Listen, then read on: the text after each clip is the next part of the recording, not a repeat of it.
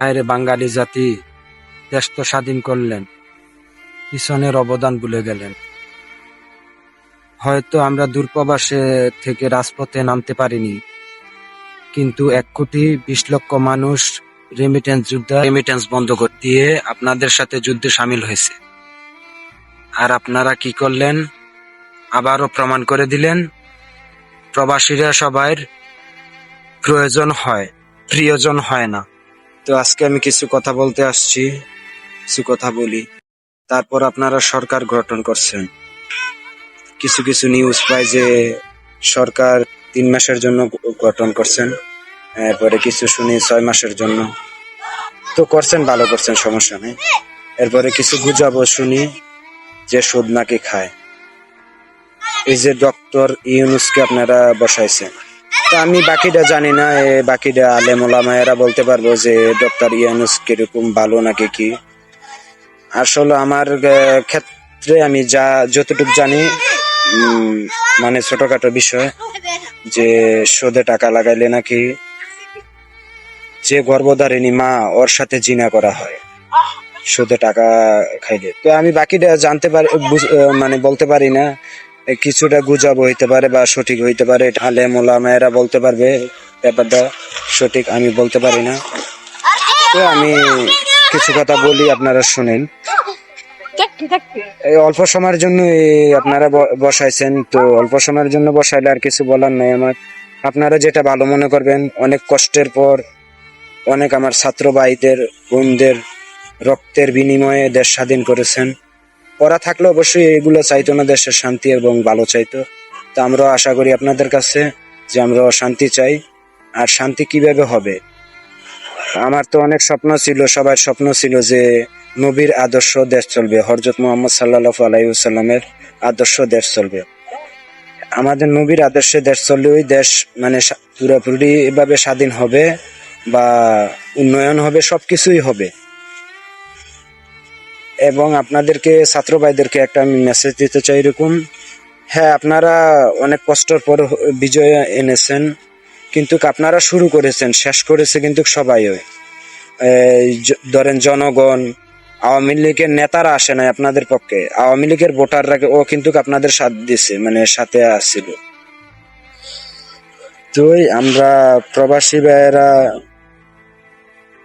আপনাদের কি, আমাদের ব্যাপারে কিছু বললেন না? মানে সবাই, মানে সবকিছু দাবি আপনাকে দাবি আপনাদের পেয়ে গেছেন, প্রবাসীদেরকে নিয়ে কেউ মানে কিছুই বলেন নাই। তো এর জন্যই আমি বলি আমরা ওই হতভাগা প্রবাসী। কেন বলি? এ কারণে আমরা সবাই প্রয়োজন হইতে পারি, প্রিয়জন কখনো হইতে পারি না আমরা প্রবাসী। তারপরে আমাদের এই নিয়ে মনে কষ্ট নেই। আপনারা অনেক কষ্টের পর মানে দেশ স্বাধীন করেছেন, আলহামদুলিল্লাহ। আল্লাহ যে শান্তি করা। এই যে দেশে কয়দিন পর পর নিউজ আসে, র্যাপ করতেছে, দর্শন করতেছে, এগুলা কারা করতেছে? আমাদের মতন যুবক, আমাদের মতন ছাত্রদের মাঝ থেকেও কিন্তু বড় হয়, পড়াশোনা শেষ করে চাকরি করে বা ব্যবসা করে। ধরেন আঙ্গারা দেয়, ছাত্ররাও দেয়, আপনারা সবাই দেন না এটা বলি না, কিছু কিছু ছাত্ররাও দেয়, এগুলো করতেছে। তো আপনারা এইগুলাতে একটু কড়া নজরদারি করবেন, এগুলাতে একটু ইয়া করবেন, চাইবেন যে সিভিলও যে ছাত্রদের আপনার সেফটি দেওয়া যায়। তো আপনাদের ছাত্রদেরকেও আমি একটু একটা মেসেজ দিতে চাই যে সবাই 5 ওয়াক্ত নামাজ পড়ার চেষ্টা করবেন। আর যারা আমাদের আপুরা আছেন তারা পর্দা করে অবশ্যই স্কুলে যাবেন। আমি বলি না যে আপনারা স্কুলে, কলেজে, ভার্সিটিতে পড়াশোনার দরকার নেই। হ্যাঁ পড়বেন, ইসলামের মধ্যেও কিন্তু বাধা নেই যে আপনারা ভার্সিটিতে পড়তে পারবেন না, কলেজে পড়তে পারবেন না। আপনারা পর্দা করেন, পর্দা করলে যার যার সেফটি বা যার যার মানে পর্দা করাটা ফরজ। এরপরে 5 ওয়াক্ত নামাজ পড়া আপনাদের সবাই ফরজ করে দিচ্ছে। তো আপনারা সবাই চেষ্টা করবেন 5 ওয়াক্ত নামাজ পড়ার জন্য। তো আপনারা যদি পর্দা না করেন তাইলে তো একটা মানুষ আপনাদেরকে দেখে আকর্ষণ হয়, তারপরেও তো দর্শন, এই অত্যাচার করে, বুঝেন না, র্যাপ করে। আপনারা যার যার সেফটিতে পর্দা করবেন। আর আইনতভাবে যা সেবা লাগে আপনার সিভিলে সবাই ওইটা করলো, তাইলে তো দেশের উন্নয়ন হবে। নাইলে কিভাবে হবে? কিভাবে এই দর্শন কমাবে, অত্যাচারী কমাবে? আপনারা সবাই সতর্ক হতে হবে। তো আপনারা সবাই 5 ওয়াক্ত নামাজ পড়ার চেষ্টা করবেন, পর্দা করবেন। তো আমার অনেক স্বপ্ন ছিল যে নবীর আদর্শে আমার বাংলাদেশ এত কষ্টে স্বাধীন করেছে, নবীর আদেশ চলবে হযরত মুহাম্মদ সাল্লাল্লাহু আলাইহি ওয়াসাল্লামের। তা আপনারা কি বলেন? আমার কাছে আমি একজনকে সরকার হিসেবে দেখতে চাই, মিজানুর রহমান আজারি হুজুরকে। তো আপনাদের কি মতামত আপনারা একটু কমেন্ট করে জানাবেন। মিজানুর রহমান আজারি হুজুরকে আপনারা মন্ত্রী মানে সরকার হিসেবে আপনারা দেখতে চান? তো আপনারা কমেন্ট করে জানাবেন যে আমার মিজানুর রহমান হাজারি হুজুরকে সরকার হিসেবে দেখতে চান। তো আমার দাবি মানে আমি মিজানুর রহমান আজারি হুজুরকে মানে সরকার হিসেবে দেখতে চাই। আর আমার স্বপ্ন এতটুক, আমার নবীর আদর্শে দেশ চলবে। আমার নবীর আদর্শ দেশ চললে দেশ একদম অনেক সুন্দর, পরিপূর্ণ, অনেক সুস্থ হবে, দেশের উন্নয়ন হবে। সব আপনার যতই খারাপ হোক, আপনার নবীর আদর্শ যদি চলে, 5 ওয়াক্ত নামাজ পড়ে 2 মাস নামাজ পড়ার পরে দিনের দাওয়াতে যদি যায় তাবলিগের সাথে, একটা জঘন্য খারাপ লোকও ভালো হয়ে যায়। তো আপনারা আমি যদি এখন অশ্লীল মেয়ে নিয়ে ভিডিও করতাম, তাহলে আমার এই ভিডিওটা ভাইরাল হইতো বা সবাই দেখতেন।